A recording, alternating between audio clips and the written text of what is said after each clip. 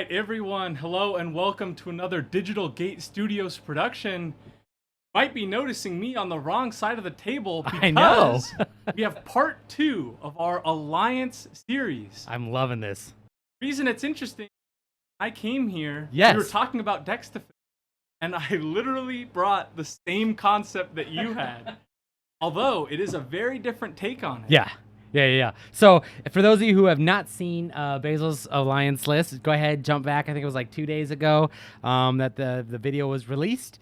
And just like you said, we both had like kind of a similar idea where we were doing some Alliance shenanigans. And so mine, for those of you who are wondering, this is Alliance Security Control. I think yours had some element security control, but didn't quite lean into it as much as mine did.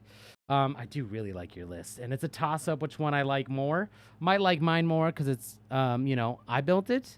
But realistically, yours is super strong. I've been having a blast seeing it in action. So we're going to dive into the egg. Again, guys, 2 videos in a row with the mother as the egg. It's not April Fool's. Don't worry. Highest DP egg in the game, so you got to play it, right? Especially if you're playing Alliance because they pair so well together. Just like you said in that last video, for 0.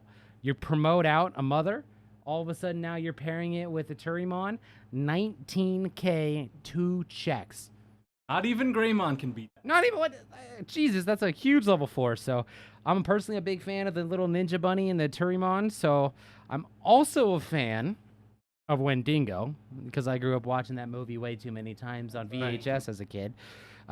Big fan of these. So now, there's a specific reason why I'm playing these ones and not like the Black Mega Gargo like you were playing. I do play Flame Hell Scythe. What kind of security control deck would it be if I didn't play that, right? So I specifically stuck with yellow and purple. And skipping on the rookies. And skipping on the rookies as well. So I kind of just dive straight into level 4s because I'm going to do the same thing that you talked about that last video where hard play for 4, swing with mother, kind of get that offensive going. What I really like about the Alliance with security control is that it pairs really well together. It's like I have a nice sword and shield, kind of is how I like to think of it, like a good balance of a strong offensive where if I really need to make an aggressive play, I can, but I'm not like taking apart my whole deck to get to that, right?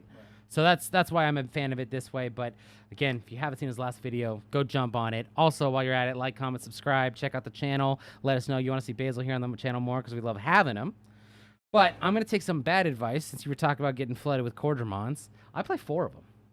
So this is, like I said, a little bit different list. I'm kind of prioritizing the recovery, kind of prioritizing drawing cards so I can get out of messes because I don't get to draw as much as you or search as much as you. Your deck leans a little bit more on the security aspect of it rather on the Alliance aspect. That's a perfect way to put it. So sorry, guys. This is it for Alliance, just the 6 cards. So it is more of a security control deck, but I just think they pair so well together.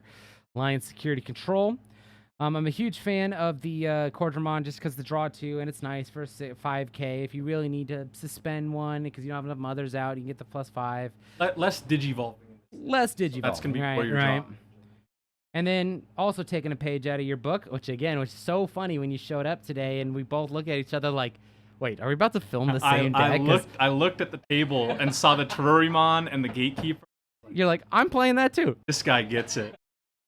So I was a huge fan of this.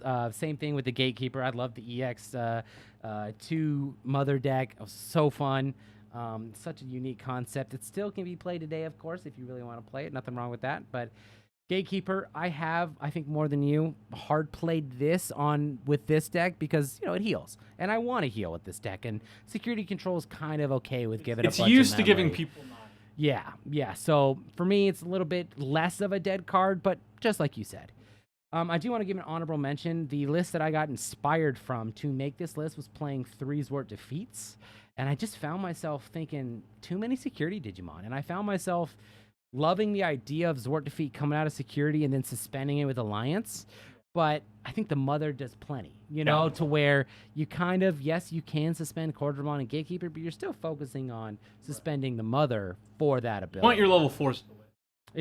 Exactly. So what kind of security control deck would it be without or BT1 Magna Angemon? So big fan of this card. On play, recover 1, 6K body, perfect Flame Hellside target. Card's broken. You need 4 of them in security. You need 4. And then another really strong security control piece that just came out with EX4, the Shadow Seraphi. Guys, let us know in the comments where Shadow Seraphi touched you in inappropriate places, because security control is getting disgusting these days.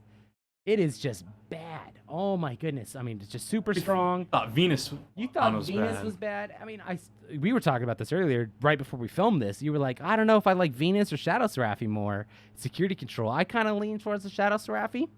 But if you're a Venus fan, play that instead. That makes total sense. So 2 and 2, however you want to split it. For those of you who follow me on the channel, you know I'm all about consistency in 4 of, so I'm too scared to play 2 and 2. But 2 and 2 would make a lot of sense. But I do like the Shadow Seraphi. What I found is Shadow Seraphi seems to be my answer to the new Omnimon deck right now. So if I don't get that Shadow Seraphi and they trash security, you know, being able to digivolve them instead of blowing up the Omni, and they just get to play 2 bodies. So part of the reason I'm leaning towards that. That's it for my Digimon. So I get a call in Alliance deck because it's got 6 level 4 alliances, guys. Thank you for staying around. The rest of security control, let's dive into it. We're playing 4 Karis because we do recover a lot, gain the memory, and with Mother as the egg, we're having trouble hitting yellow and purple sometimes for certain reasons in the deck. The Turimon helps, the Wendigo helps, but to follow that up, I'm traveling back in time, playing Kari as a younger version. It's a great tamer. So this one, memory setter, when your card's added to security, gain a memory. All turns, when a card's removed from your security stack, gain 1 memory. I love pairing these 2 together because, like, you know, they do a check. It pushes the memory to your turn, even if it only give you 1. Then you go to 3 with the Kari. So Makes Magna. Makes Magnet. There's just so many fun things you can do. Also, one thing I want to note about the yellow Kari is you don't have a yellow egg or a Salamon as your yellow source option. So having 4 makes sense in this. Yeah. So I kind of lean into the whole idea of I'm not playing a color as an egg, so I got to go 4 and 4. So I'm playing 4 yellow Karis, 2 purple Karis, 2 purple Mimis. And I keep jumping back and forth between going full purple Karis or 4 purple Mimis, right? To reduce my options, to make them cost cheaper, to prevent my opponent from doing things. I think I'm kind of leaning towards the purple Kari a little bit more, but sometimes you just want to, you only add 2 memories sometimes, and you just need to hard play a purple source. So that way you can then activate an option with purple as well. So that's kind of what I'm sticking here. Let me know in the comments what you would do. But that's it for my tamers. Let's dive into some options, and I'm going to copy you again for tactical retreats.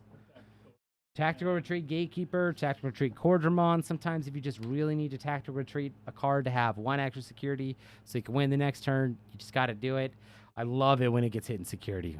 It just recovers 1 too. So yeah, it's basically another Holy.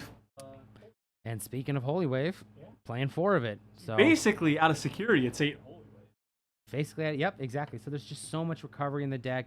This deck is just, like I said, security control. It uses the Alliance as a really powerful offensive partner, as well as security Digimon, as you know, as well as Magna and Shadow Seraphi to help finish the game off.